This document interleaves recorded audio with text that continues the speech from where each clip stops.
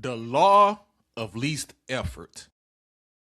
It states that when we're deciding between two similar options, people will naturally gravitate toward the option that requires the least amount of work. So with that being said, here's my question to you. Do we have to put in all that work and all that effort when it comes to implementing good, effective habits? Let's talk about it.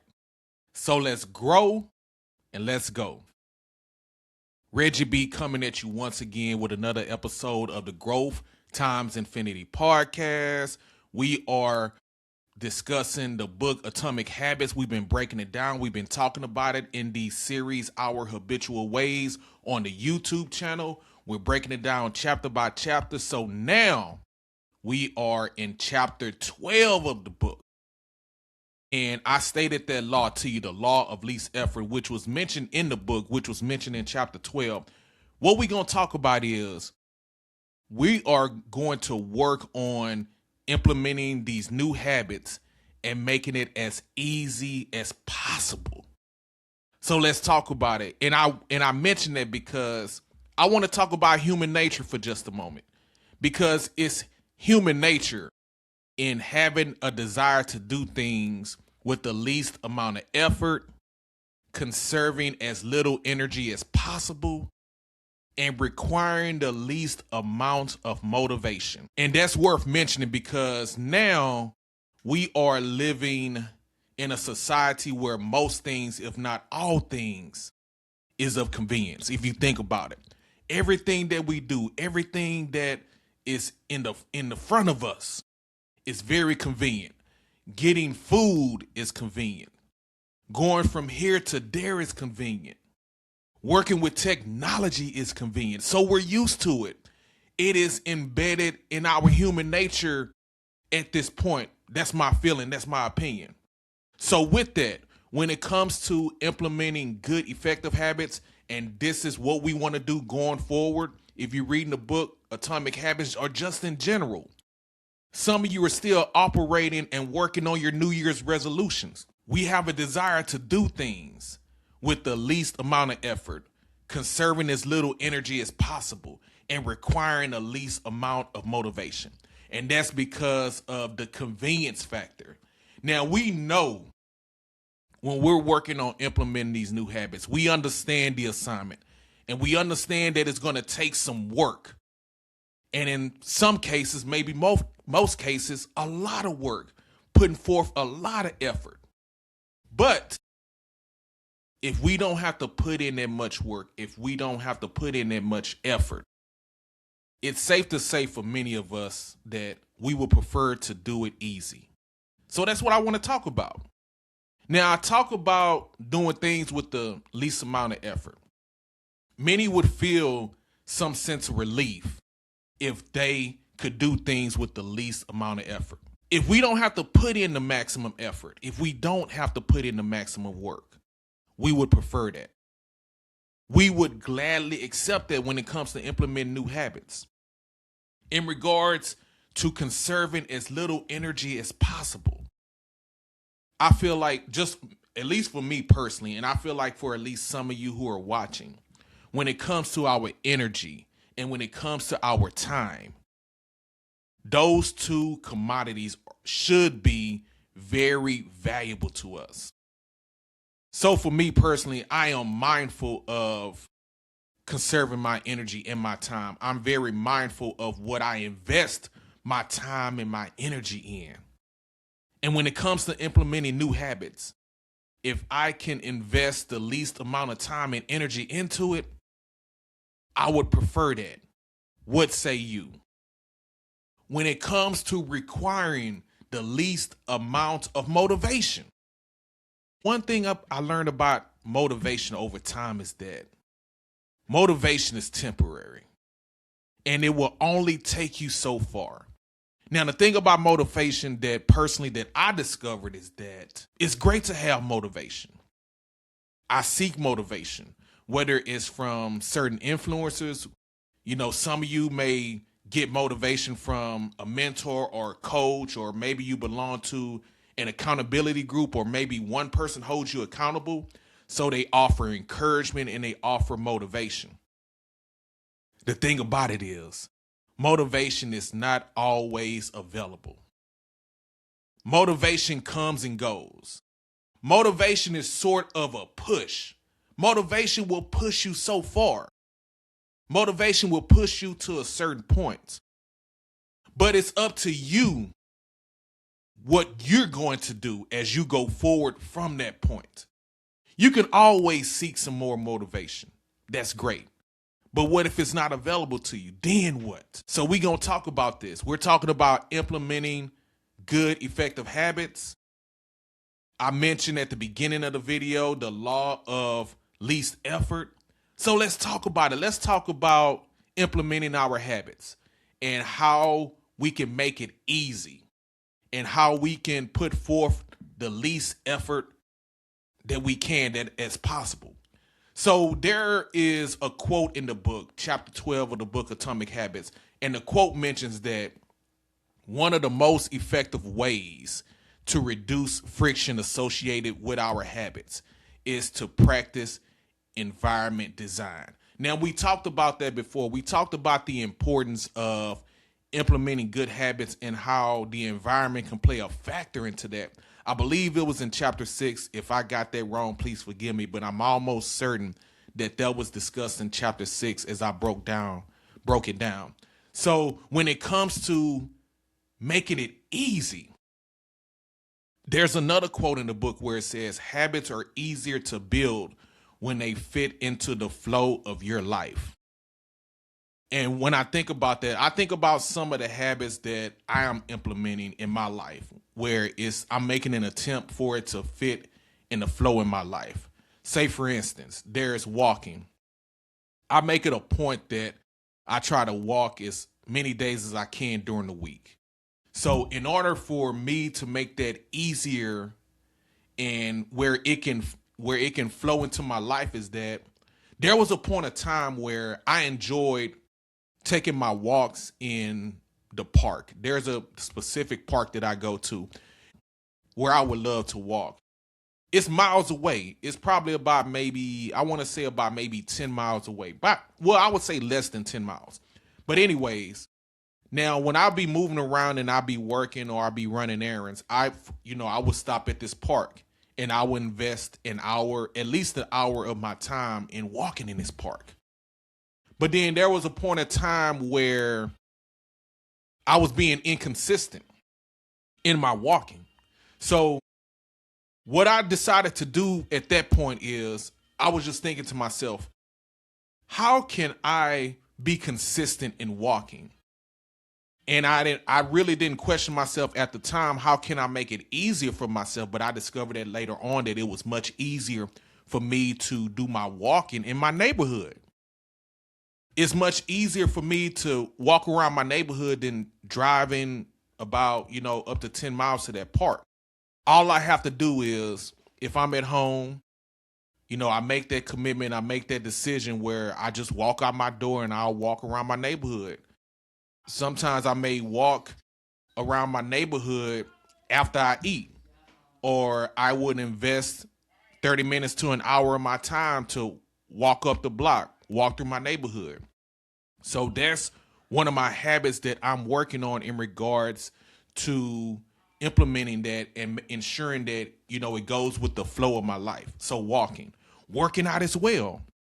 There was a point in time for me when I was working out, when I was doing cardio, strength training, stretching, and all that good stuff. Years ago, I belonged to a gym. And I made that commitment that I would go to the gym so many days out of the week. And it was working out, but then I became inconsistent in that as well. Until I made the decision that, although I was investing money, time, and energy into the gym, I was still being inconsistent. So what can I do? How can I go about being consistent and working out? That was the question that I posed to myself. And what I decided to do was I would do my workouts at home. I would, buy some dumbbells. I bought a bench. I had some resistance bands, but a lot of the workouts that I do, strength training, cardio, stretching, that type of thing, all I need is my body and space. That's all I need. So in turn, that made it easier for me to work out. Just health and wellness in general, being active, what I eat, the food and beverages that I consume. I'm mindful of what I bring into my house. So limiting bringing unhealthy snacks and artificial sugars into my house, but bringing healthier options into my house. Fruits, vegetables, healthy meats, healthy carbs, all that good stuff. So that makes it easier for me to be healthier in health and wellness. My podcast recording, when I think about my podcast, when I started my podcast, I've always had a setup in my home, whether it was my home office, maybe it was an area of the house at one point, but right now I have a setup in my home office, and it's easy for me to do my podcast. It's easy for me to shoot this video. I have my camera, I have my microphone, I have my computer. It's easy. And I feel like with that, if I had relied more on going to a podcast studio, I feel like it wouldn't be as easy as the setup that I have now. Now, from time to time, I may record my podcast at the library. I may do that from time to time, right? But it's much easier for me to record here. And I feel like with that, I have always had the habit. I've been consistent over 5-6 years of recording my podcast at home. So let's go into the next part of this chapter, chapter 12. And there's a section in the book that is titled Prime the Environment for Future Use. And when I think about that, one of my favorite quotes that I like to tell myself and I like to tell others is, stay ready so you won't have to get ready. And it's all about being ready at all times. Prime your environment for future use. And when I think about that, it's all about prepping your environment, understanding the importance of the environment, how it plays a factor in implementing good, effective habits. And I'll share with you some things that I do to prime my environment for future use. Now, I received this tip a while back that it is great for the mindset to make your bed. Now, from time to time, my daughter, she'll make my bed for me, and I'm very grateful that she wants to do that. But for me personally, there was a point of time where I decided to make my own bed. So it's just one of those things where it just kind of grooms and it develops the mindset. But along with that, it prepares me for later on that day when I decide to go to bed. So when I go to bed and, go to sleep, I'm already getting into a bed that has been made. So that makes it much easier for me. And that's the environment that I dwell in. Along with that, I mentioned being active. I mentioned working out. So what I like to do is, my goal daily is to be active, work out. First thing in the morning that I like to do in the morning is work out. There are a few things I might do before then. But when it comes down to it, I feel like for the most part, it's more effective for me to work out first thing in the morning. So what I do is the night before, I put my workout clothes on and I go to sleep in my workout clothes. I've done that a few times. Now I could easily, lay my workout clothes out, whether on an ironing board or at the end of the bed or just lay it on the table or whatever. One could do that too. But just for me personally, it's easier for me to just have my workout clothes on. And when I wake up in the morning, I can just get straight up. And the only thing I really have to do is put my shoes on. So again, it's priming my environment for future use. I put my workout clothes on the night before and I wake up and I get to it. I feel like one of the most common ways to prime our environment for future use, and I know many of us, we do this, is meal prep. Preparing your food for the next day and perhaps throughout the week, preparing your food, picking a day. And I feel like the most common day that people probably use is Sunday. So they'll prepare their food and they'll put it in their Tupperware and they'll already have it prepared. That way, all they have to do is just pick up the container and just go about their business. I feel like that's one of the most common ways that people prime their environment for future use. And it's a great way to do it. Something that I've done over the years, I've been doing this for a long time, for as long as I can remember, ever since I was a young hustler clocking the grip in my teens. I iron my clothes. That's what I do. I iron my clothes. I've always done that. I iron my clothes for the day before. I might do it throughout the week. That's just one of my things. I love to iron my clothes. I prepare myself, and I know going into the week, I know that I'm going to be doing this, whether it's going to work, maybe it's attending an event, or, just going out with my wife or whatever the case may be. And I will prepare and iron my clothes accordingly. So that's one of the things that I do. But it's all about priming your environment for future use, preparing yourself. And that is very important when it comes to implementing good habits. Make sure your environment is set up where it flows with your life and it's much easier for you. So those were my personal takeaways from chapter 12 of the book Atomic Habits.